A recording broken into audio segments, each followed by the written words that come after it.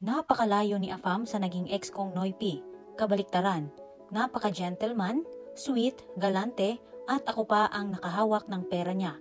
Kasi babae daw dapat ang nagbabudget. Hello mga madam! So ang ating letter sender for today ay mai-stock po natin. Dear Madam Native Filipina, matagal na po akong nakasubaybay sa mga kwento mo. Isi-share ko lang po madam ang kwento ng buhay ko at ang aking kwentong Afam. Ako po pala ay isang single mom. Nagtatrabaho dito sa Hong Kong bilang isang DH. Naghiwalay po kami ng ex-partner kong Noypi kasi ayaw niyang mangibang bansa ako. Pero nagpumilit ako kasi gusto ko na ring makawala sa kanya. Sinasaktan niya kasi ako physically and emotionally sa tuwing nag-aaway kami.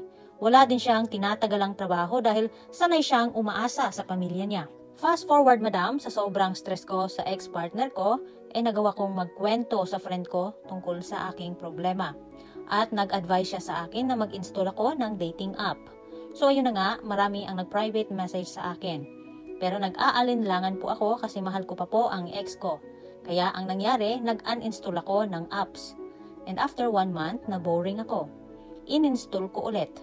At yun na nga, may nag-PM kaagad sa akin. Nagtataka po ako kung bakit puro taga-Europe yung nag-PM sa akin. Yun pala, yung nalagay kong address ay Philippines.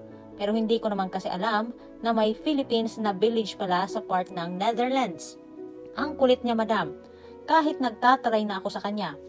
So fast forward, after 3 months naming magkausap online, nag-decide na siyang puntahan ako dito sa Hong Kong.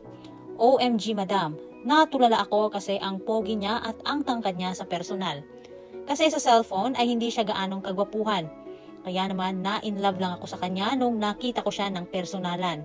Tuwing Sunday lang po pala kami nagbabanding. Kasi yun lang po ang day off ko. During work days ko po madam ay limited lang po kaming magkita. During naghahatid lang ako ng baon ng alaga ko or magmamarket ako. Pero sinasamahan niya ako.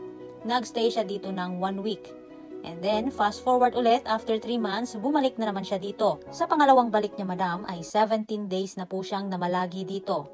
Ganon pa rin po ang naging setup namin na every Sunday lang kami nagbabanding. So ayun, after 1 week, he decided na umuwi kami ng Pilipinas sa lugar ko. So ayun, nagpaalam po ako sa boss ko. Mabuti naman at pumayag sila. Pero 1 week lang kami doon. Sobrang saya ko po madam kasi nagustuhan niya ang probinsya ko. Ang galing niyang makisama sa lahat ng tao doon. Lalong-lalo na sa anak ko. Pumunta din kami ng Boracay. Grabe madam, napakalayo niya sa ex ko. Kabaliktaran. Napaka-gentleman, napaka-sweet, galante at ako din lahat ang nakahawak ng pera niya. Kasi babae daw dapat ang nagbabudget. Isa pala siyang Polish madam, pero nagtatrabaho siya sa bansang Netherlands. Sa kanya ko nakita ang aking ideal man. Napaka-husband material. And this coming December after Christmas, ay plano niyang pumunta ulit sa amin sa Pilipinas hanggang February 2025. Kaso, April 2025 pa po matatapos yung kontrata ko. Pero ngayon, pinapa-break na niya ako this coming December kasi gusto niya na mag-New Year kami doong magkasama. By the way, madam, magkaparehas po kami ng birthday na February 19. Pag-uwi namin ng Pilipinas ay aayusin na rin namin ang mga papeles ko para makapunta na ako sa kanila.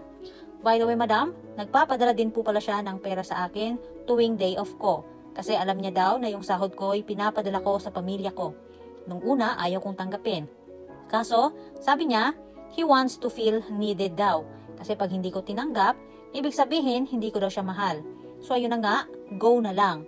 Pero hindi po ako humihingi. Kusa lang po siyang nagbibigay. Nabibigla na lang ako minsan na sinasabi niyang nakapag-send na daw siya. By the way, madam, he is 32 years old at ako naman po ay 28. Single po siya, walang anak. At ako po yung first true love at first na pinakilalang GF niya sa family and friends niya. Sabi niya pa, I am his ideal wife daw. His family and friends are very excited to meet me in person. Hopefully, this coming 2025. So sa lahat po ng single mom, huwag po kayong mawala ng pag-asa. May nakalaang tamang tao sa bawat isa sa atin. Don't settle for less. Hanggang dito na lang madam, sana mapansin nyo ang mensahe ko. Thank you and God bless you. Hello Madam Letter Sender, I'm so happy to hear about your story. Successful story na naman ang binasa ko today. At may bonus pa kasi binigyan nyo kami ng permission to stalk. Ngayon pa lang, Madam Letter Sender, we are congratulating you in advance dahil road to success na talaga itong AFAM story mo. So ayun na nga mga madamdamin, istok na natin si Sender at ang AFAM niya. Bisitahin natin ang bagong gawang page nila.